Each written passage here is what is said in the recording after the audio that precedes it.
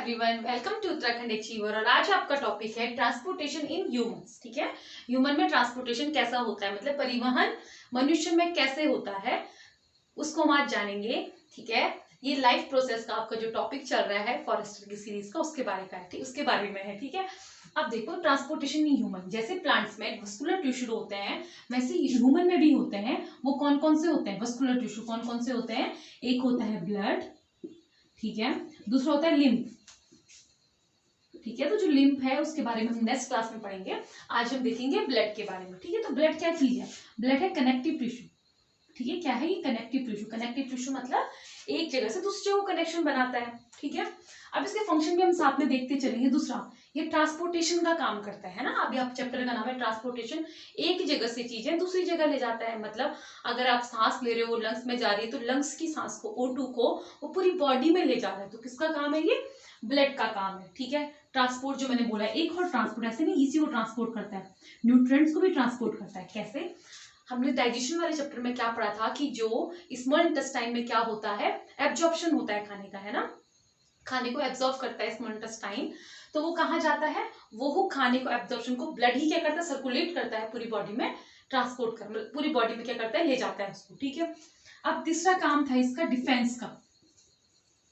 अगर हमारी बॉडी में कुछ भी एंटीजन आ जाता है, एंटीजन मतलब जो बाहर से कोई चीज आती है उसको एंटीजन बोलते हैं, जो हमारी बॉडी के लिए ख्याल नहीं होती है, हेल्पफुल नहीं होती है। ठीक है, वो क्या हो गई? हमारे पास एंटीजन हो गई। अब उसके अगेंस्ट हमारी बॉडी क्या करेगी? एंटीबॉडीज सिक्रीट करेगी। ठीक है, और वही एंटीबॉडीज क्या करती है? डिफेंस मैकेनिज्म बनाती है हमारी बॉडी में। ठीक है, उसे हो गया डिफेंस मैकेनिज्म बोलते हैं, जो हमको क्या करेगी? प्रोटेक्ट करेगी, बाहर से कोई भी चीज आ जाएगी। ठीक है, मतलब हमारी बॉडी पे ऐसी एबिलिटी है वो खुद भी सही हो जाती है, टाइम लगता है पर खुद भी सही हो जाती है। जिसमें हमने पढ़ा होगा कभी एक्टिव इम्यून, एक्टिव और पैसिव। ठीक है, मतलब प्राइमरी और सेकेंडरी। तो प्राइमरी में क्या होता है? बॉडी को एक बार टाइम लगता है, पर उसके सेकेंडरी में क्या होता है? जब बॉडी को पता चल जाता है इस एंटीजन के लिए मुझे ये वाली एंटीबॉडी सिक्रीट करनी है, तब सेकेंडरी में क्या करती है वो बॉडी? उस वाली एंटीजन के लिए वो वाली एंटीबॉडी सिक्रीट करती है।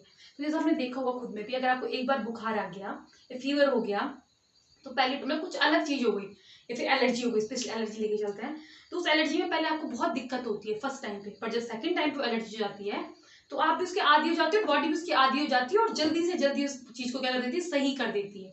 ठीक है, तो वही चीज लेके चलो डिफेंस मैकेनिज्म है, और इसमें हमारा काम करता है ब्लड, और ब्लड का एक सेल है उसको कहते हैं WBC, जिसके बारे में हम जानेंगे।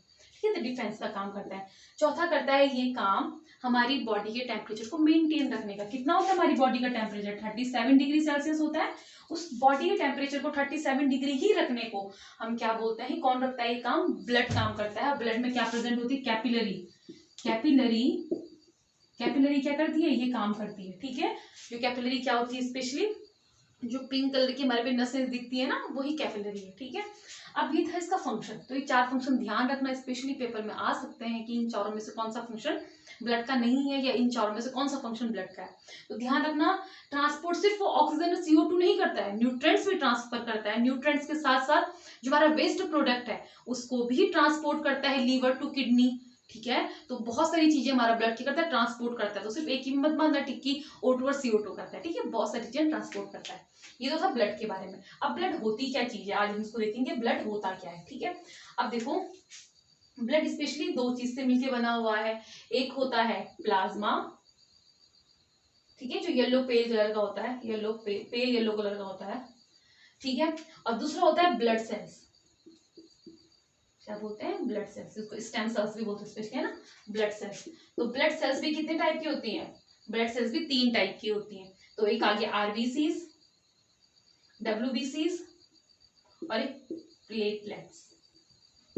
ठीक है, अब देखो सबसे पहले प्लाज्मा क्या चीज होती है? हमारा अगर कोई ब्लड है, ब्लड में अगर आप चेक करोगे तो अगर ब्लड का अगर मैं कोई एक 100% पे कोई ब्लड दे रखा है, उसका मैं टेस्ट कराऊंगी तो उसमें 55% क्या प्रेजेंट होता है? प्लाज्मा प्रेजेंट होता है, और 45% आपके पास क्या प्रेजेंट होता है? ब्लड सेल्स प्रेजेंट होते हैं। तो ये NCERT का डाटा है, तो ध्यान रखना 55% प्लाज्मा प्रेजेंट होता है और 45% ब्लड सेल्स प्रेजेंट होते हैं। ठीक है, जो प्लाज्मा है फिर उस वाटर में फ्लोट करते रहते हैं, तैरते रहते हैं। ठीक है, अब देखो जो प्लाज्मा है, स्पेशली प्लाज्मा क्या है? प्लाज्मा में भी 90% क्या होता है, वाटर प्रेजेंट होता है। क्या 90% क्या प्रेजेंट होता है, वाटर प्रेजेंट होता है। और जो वो वाटर प्रेजेंट होता है साथ में जो 10% है वो न्यूट्रिएंट्स प्रेजेंट होते हैं। क्या प्रेजेंट होता है, न्यूट्रिएंट्स प्रेजेंट होता है। तो कभी पेपर में क्वेश्चन आ रखा है, क्वेश्चन पेपर में, मतलब इसमें जैसे आप रेलवे वगैरह का पेपर, कुछ में भी, पर साइंस देखना, साइंस इंपॉर्टेंट इसलिए हो जाती है हमारे एग्जाम्स के लिए भी, क्योंकि क्वेश्चन पेपर कहीं से भी रिपीट हो सकता है। और साइंस से भी चेंज, ऐसा नहीं है कि चेंज होएगी, कि अगर ऐसा होता है तो ये ऐसा होता है ना। तो प्लाज्मा में कितने परसेंट पानी है, 90% वाटर होता है हमारा, ठीक है। अब उसमें 10% बाकी के न्यूट्रिएंट्स प्रेजेंट होते हैं। अब आगे ब्लड सेल्स की बात। अब ब्लड सेल्स क्या होता है, हमने कहा 3 टाइप के होते हैं। सबसे पहले आरबीसीज देखते हैं। आरबीसीज क्या होती है, इनका जो लाइफ स्पान होता है वो 120 दिन का होता है। 120 दिन के बाद ये खुद ही खत्म हो जाती है, ठीक है। अब उसके बाद आरबीसीज के बाद, इस आरबीसीज को बोलते हैं रेड ब्लड सेल। क्या बोलते हैं, red blood cell. Red blood cells. Red blood क्यों बोलते हैं, क्योंकि रेड कलर की होती है, स्पेशली रेड ब्लड कहते हैं।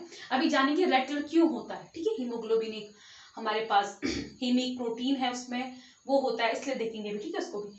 आरबीसी 120 दिन बाद, 120 दिन का लाइफ स्पैन होता है। और जो मेन चीज है, ये स्पेरिकल शेप की होती है। शेप की होती है, स्पेरिकल शेप की होती है। स्पेरिकल शेप होने के साथ साथ इनमें न्यूक्लियस प्रेजेंट नहीं होता है। क्या प्रेजेंट नहीं होता है, न्यूक्लियाई प्रेजेंट नहीं होता है, ये ध्यान रखना। जो डब्ल्यूबीसी है, डब्ल्यूबीसी डिफेंस मैकेनिज्म में काम करती है। ये क्या रिलीज करेगी, एंटीबॉडी। एंटीबॉडी रिलीज करती है, और जो खराब चीज होती है उनको खा लेती है, ठीक है, एंटीबॉडी। और इसमें क्या प्रेजेंट होता है, न्यूक्लियाई प्रेजेंट होता है। और ये स्पेरिकल तो हो सकती है, साथ में कोई से भी शेप ले सकती है, ठीक है। याद रखना, ये स्पेरिकल होगा, ये कोई से भी शेप की हो सकती है, ठीक है। और इनमें न्यूक्लियस प्रेजेंट होता है, ठीक है। अब आगे बात प्लेटलेट्स की, ठीक है। प्लेटलेट्स स्पेशली क्या काम करते हैं, ये ब्लड क्लॉटिंग का काम करते हैं, ठीक है। क्या काम करते हैं, ब्लड क्लॉटिंग का काम करते हैं। अब ब्लड क्लॉटिंग में आपने एक और चीज पढ़ी होगी, विटामिन के। अब ब्लड क्लॉटिंग विटामिन के साथ में हेपरिन, हेपरिन प्रोटीन होता है। हेपरिन ध्यान रखना, विटामिन के ध्यान रखना, ब्लड क्लॉटिंग ध्यान रखना। ये चार पांच वर्ड इनको थोड़ा सा याद रखना, ब्लड क्लॉटिंग में काम आते हैं। ब्लड क्लॉटिंग स्पेशली होता क्या, स्पेशली होता क्या है, आपका हाथ कट गया कहीं पे, ठीक है, उसके बाद ऊपर से एक थक्का बन जाना, खून का थक्के को हम क्या बोलते हैं, ब्लड क्लॉट बोलते हैं।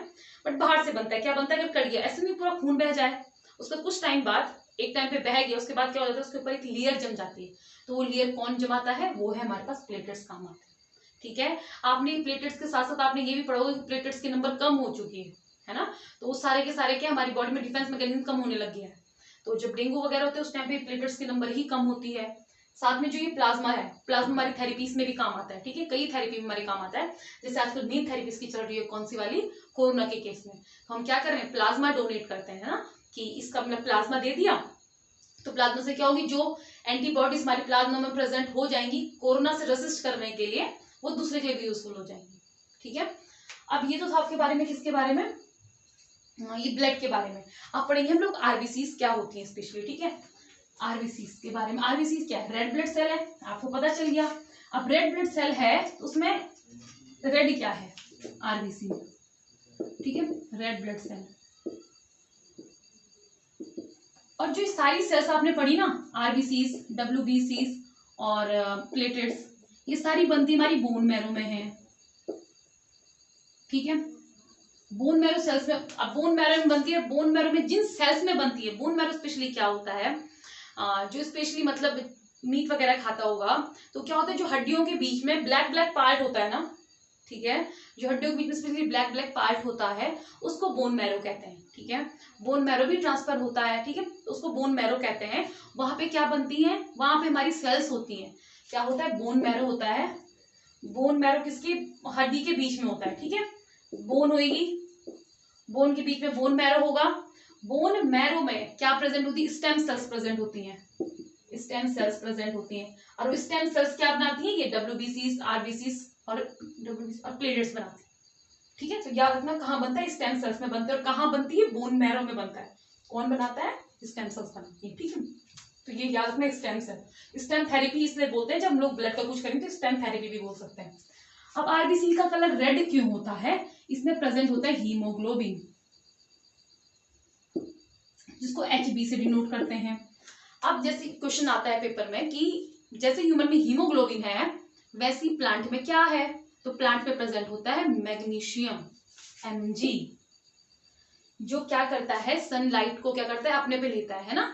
हमने क्लोरोफिल में, क्लोरोफिल का स्ट्रक्चर बनाऊंगी अगर मैं, ठीक है, क्लोरोफिल का अगर स्ट्रक्चर कुछ बनाऊंगी मैं, समथिंग लाइक दैट, ठीक है, बड़ा स्ट्रक्चर होता है, तो क्लोरोफिल का पूरी इसमें ऐसे जाएगा, ठीक है, Mg बीच में रहेगा। ऐसी Fe का भी बनता है, Fe बीच में रहता है और पूरे इधर उधर से क्या होती है, रिंग्स लगी हुई होती है, ठीक है। तो जैसा हीमोग्लोबिन में He प्रेजेंट है, He मतलब हेमी किसको बोलेंगे, हेमी बोलते हैं हम लोग Fe को, आयरन को, इसको Fe आयरन को, ठीक है। जैसे ही ह्यूमन में हीमोग्लोबिन प्रेजेंट है, वैसे ही उसमें क्या प्रेजेंट होता है, क्लोरोफिल प्रेजेंट होता है। क्लोरोफिल में क्या प्रेजेंट होता है, क्लोरोफिल पिगमेंट देता है ना, ग्रीन पिगमेंट, वैसे हीमोग्लोबिन यहाँ क्या दे रहा है, रेड पिगमेंट दे रहा है। तो हीमोग्लोबिन में आयरन प्रेजेंट है और क्लोरोफिल में क्या प्रेजेंट है, मैग्नीशियम प्रेजेंट है, ठीक है, हाँ मैग्नीशियम प्रेजेंट है, तो ध्यान रखिए, ठीक है। अब ये तो हो गई बात, आयरन प्रेजेंट है, तो इसलिए किसका कलर क्या हो गया है, क्या हो गया, रेड हो गया। अब आरबीसी कम हुई तो कुछ बीमारियां हो जाती है जिसको बोलते हैं एनीमिया, ठीक है, ध्यान रखना, अगर खून का कमी हो जाती है बॉडी में, एनीमिया हो जाता है। और एनीमिया में क्या होता है, आयरन की कमी होती है, तो वो आयरन की कमी मतलब क्या होना है, खून कम होना, मतलब स्पेशली क्या होता है, हीमोग्लोबिन में कमी आना। और हीमोग्लोबिन में कमी आना मतलब हमारा जो वो है क्या, आयरन की हमारी बॉडी में कमी आ जाती है, इसलिए क्या होता है, एनीमिया एक प्रॉब्लम होती है, याद रखना एनीमिया, ठीक है, एनीमिया, ठीक है। एनीमिया एक प्रॉब्लम है जो किसकी कमी से होता है, ब्लड में हीमोग्लोबिन की कमी से होता है, ठीक है। अब ये सब था किसके बारे में, ब्लड के बारे में। अब पढ़ेंगे ह्यूमन में ये ब्लड सर्कुलेट कैसे होता है, ठीक है। अब सबसे पहले इसमें सर्कुलेटिंग में काम कौन कौन करता है, तो सर्कुलेटिंग में काम करती है दो चीजें, ठीक है। सबसे पहले कौन कौन काम करता है सर्कुलेशन में ब्लड के, ब्लड तो करेगा ही करेगा, ठीक है, ब्लड को तो नहीं लिखते हैं साथ में, हार्ट करेगा, हार्ट करेगा, उसमें ब्लड वेसल्स करती हैं, ठीक है। ब्लड वेसल्स काम करेंगी, ब्लड वेसल्स भी तीन टाइप की होती है, एक आर्टरीज होती है, एक वेन्स होती हैं, और एक क्या होती है, आर्टरीज, वेन और कैपिलरी, ठीक है। अब जो कैपिलरी है उन इन दोनों के बीच मीडिएटर का काम करती हैं। आपके सामने ये फिगर आ रहा होगा, इधर साइड से आर्टरीज प्योर ब्लड ले जा रही है। अगर मैं प्योर ब्लड बोल रही हूँ तो प्योर ब्लड किस लिए बोल रही हूँ, इसमें ऑक्सीजन प्रेजेंट होगा, उधर से वो इम्प्योर ब्लड ला रहा है, कहाँ से, बगल से वो कैपिलरी क्या दे रही है, यहाँ से आर्टरी से प्योर ब्लड ले रही है, वहां से इम्प्योर ब्लड किसको दे रही है, वेन्स को दे रही है, ठीक है। तो कैपिलरी क्या करती है, मीडिएटर का काम करती है, यहाँ पे सेल से सारी ऑक्सीजन सेल को देगी, सेल से CO2 लेगी और वेन्स को वापस कर देगी, ठीक है। समझ में आया आपके, ये था आर्टरीज, ये था वेन्स और ये थी कैपिलरीज। अब आर्टरीज में आपको ध्यान रखना है और वेन्स में आपको ध्यान रखना है, स्पेशली नॉर्मल आर्टरीज पूछेगा तो आर्टरीज क्या करती हैं, प्योर ब्लड ले जाती हैं पूरी बॉडी में, प्योर ब्लड ले जाती हैं पूरी बॉडी में, और इनका फंक्शन ऐसे है कि किसी भी साइड हो सकता है, ठीक है, किसी भी साइड हो सकता है। जो वेन्स है, ठीक है, नॉर्मल वेन आएगा और नॉर्मल आर्टरीज आएगा तब बोल रही हूँ, ठीक है, पल्मोनरी नहीं, मैं सिर्फ नॉर्मल आर्टरीज और वेन्स। यहाँ पे ये क्या है, इम्प्योर ब्लड ले जाता है। अब इम्प्योर मतलब ये नहीं हो गंदा ब्लड, इम्प्योर ब्लड मतलब होता है जिसमें CO2 प्रेजेंट होगी, डीऑक्सीजनेटेड, ठीक है, जिसमें ऑक्सीजन नहीं होगा। प्योर मतलब जिसमें ऑक्सीजन प्रेजेंट होगी, ऑक्सीजनेटेड, ठीक है। वो क्या करती है, सिर्फ वेन्स ले जाती है, और वेन्स का बैक फ्लो नहीं होता है, सिर्फ एक ही डायरेक्शन में होगा, वो होगा होल बॉडी टू हार्ट, ठीक है, ये याद रखना, सिर्फ एक ही डायरेक्शन में होता है, वेन्स का बैक फ्लो नहीं होता है, वापिस नहीं जाएगा ये, ठीक है। ये किसके बारे में था, आपकी आर्टरीज और वेन्स के बारे में था, हार्ट करता है। अब हम पढ़ेंगे कि हार्ट में जाता कैसे कैसे करके है, ठीक है। जो बेसिक छोटे छोटे टर्म्स है वो ध्यान होने चाहिए आपको याद करने के लिए। सबसे पहले अगर हम लोग बोलते हैं ह्यूमन का हार्ट 4 चैम्बर्ड हार्ट है, ठीक है, 4 चैम्बर है हमारे हार्ट के, ठीक है, 4 टुकड़े कर रखे हैं, ठीक है, सपोज दैट ऐसा कुछ ये है, ये 4 चैम्बर है। 4 चैम्बर क्यों बना रखे हैं, कि जो ब्लड है, अब ध्यान रखना अगर क्वेश्चन आ गया है, क्योंकि आंसर में बिल्कुल लाइन दे रखी है, why we form 4 chamber heart, ठीक है, not we form god form, ठीक है, क्यों बना रखे 4 चैम्बर हार्ट, ठीक है, कि हमारा जो ब्लड है ऑक्सीजनेटेड ब्लड और डीऑक्सीजनेटेड ब्लड वो क्या ना हो, मिक्स ना हो, ठीक है, इंटरमिक्स ना हो, इसलिए 4 चैम्बर हार्ट है। तो याद रखना, ऑप्शन आगे 4 चैम्बर हार्ट क्यों है, इन चारों में देखना जहाँ पे ये लिखा हुआ होगा कि मिक्स ना हो, इंटरमिक्सिंग ना हो, मतलब मिक्सिंग ना हो ब्लड की, ऑक्सीजनेटेड और डिसऑक्सीजनेटेड ब्लड की, इसलिए हो रखा है, ठीक है। बीच में आपको ये 4 दिख रहा होगा ना, ये बीच में है जो, इसको बोलते हैं सेप्टम, क्या बोलते हैं, सेप्टम, ठीक है। अब जो ये बीच में ये वाला है इसको बोलते हैं वाल्व, ठीक है, इसको बाइकैप्सिटम वॉल्व बोलते हैं, इसको ट्राइकैप्सिटम वॉल्व बोलते हैं, ठीक है, ये आप ना वॉल्व होती है स्पेशली। अब जो ऊपर होता है इसको बोलते हैं आर्टियम, ठीक है, क्या बोलते हैं इन दोनों को, आर्टियम, एट्रियम, इन दोनों को क्या बोलते हैं, एट्रियम। अब देखो ये वाला क्या होगा, लेफ्ट एट्रियम, लेफ्ट वाला ये होगा राइट वाला। अब इन दोनों को बोलते हैं वेंट्रिकल्स, ठीक है। तो ये हो जाएगा राइट वाला, ये हो जाएगा लेफ्ट वाला, ठीक है। अब ये 4 चेम्बर समझ में आ गए, ये क्या था ये क्या था, ठीक है। अभी सिर्फ नाम देख रहे हैं, इसके बाद देखेंगे सर्कुलेशन कैसा है, क्योंकि वो वाला जो शेप है वो जरा अजीब सा है बनाने में, ठीक है। तो इसलिए ये वाला शेप से समझो कैसा कैसा होता है, ठीक है। उसके बाद जो इसकी जो बाहर की लेयर होती है जो प्रोटेक्ट करती है हमारे हार्ट को, उसको बोलते हैं पेरिकार्डियम, ठीक है। The layer which protect our heart is called pericardium, ठीक है। ये क्या होता है जो, और हार्ट होता क्या है, हमारी जो चेस्ट कैविटी है उसके मिडिल में होता है, ठीक है। चेस्ट कैविटी के मिडिल में हमारा क्या होता है, हार्ट होता है। इसका वेट समथिंग कितना होता है, 250 ग्राम होता है, ठीक है। 250 ग्राम बहुत कम होता है, ठीक है। उसके बाद जो इसका मतलब आप बोलोगे कैसा है, तो एक मुट्ठी बंद करोगे आप, फिस्ट बोलते हैं, ठीक है। इसको मुट्ठी, अगर इंग्लिश में वर्ड आ गया कहीं पे तो फिस्ट बोलते हैं, ठीक है। तो FIST, ठीक है, FIST। तो ये क्या होता है, इसको एक मुट्ठी भर है हमारा हार्ट, जितनी मुट्ठी दिख रही है ना आपको उतना हमारा हार्ट है, ठीक है। इतना तो हो गया कहानी, ठीक है। इसमें ये वॉल्व लगी है, वॉल्व लगी है, वॉल्व क्या करती है कि बैक फ्लो को रोकती है। यहाँ पे की वॉल्व क्या करेगी, ये ब्लड ऊपर से जो नीचे आ गया वापस ऊपर ना जाए, या फिर जो नीचे ब्लड आ गया वो वापस मतलब ये ऊपर ना जाए, ठीक है। अब यहाँ पे क्या होता है, यहाँ पे क्या होता है, अगर ब्लड ऊपर आ गया तो ये वापस बैक फ्लो ना करे, इसलिए ये वॉल्व लगी हुई होती हैं। तो जैसे ही ब्लड कॉन्ट्रैक्ट करेगा, जैसे हार्ट कॉन्ट्रैक्ट करेगा तो ब्लड नीचे आएगा, फिर पूरी बॉडी में डालेगा, फिर एक्सपेंड करेगा, ठीक है। पल्स रेट के बारे में जानेंगे, पहले हम जानेंगे कि कैसे कैसे करके ब्लड आता है। तो आप लोगों ने लास्ट क्लास में जब रेस्पिरेशन पढ़ा था, रेस्पिरेशन में क्या था, लंग्स, लास्ट क्लास में देखा था लंग्स तक तो आ गई थी आपकी O2, ठीक है।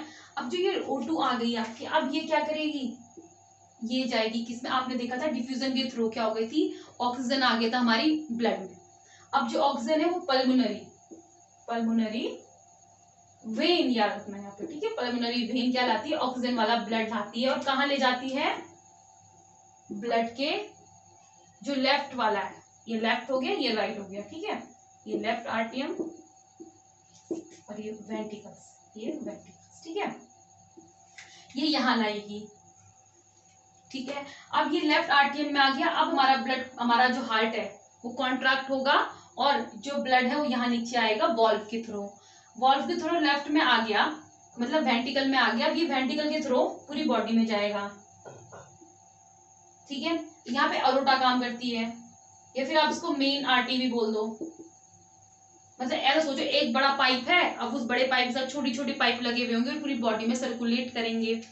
अब जो वेंट्रिकल होता है ना, इसका थोड़ा सा जो बाहर का लेयर होगा वो थोड़ा मोटा बना हुआ होता है, मतलब थोड़ा सा थिक होता है एज कम्पेरिजन टू आर्टियम, बिकॉज ये क्या करता है, बहुत ज्यादा प्रेशर से क्या करेगा, ब्लड को पूरी बॉडी में सर्कुलेट करवाएगा, क्योंकि उसको बहुत धक्का देना है कि पूरी बॉडी में चल जाए, इतना बड़ा इंसान है ना, पूरा खून भेजना है तो पूरी बॉडी में चले जाए, तो ये थोड़ा सा मोटे से बना हुआ होता है, ठीक है। और जो आर्टरीज भी होती है वो भी थोड़ा सा थिक होती है एज कम्पेरिजन टू वेन।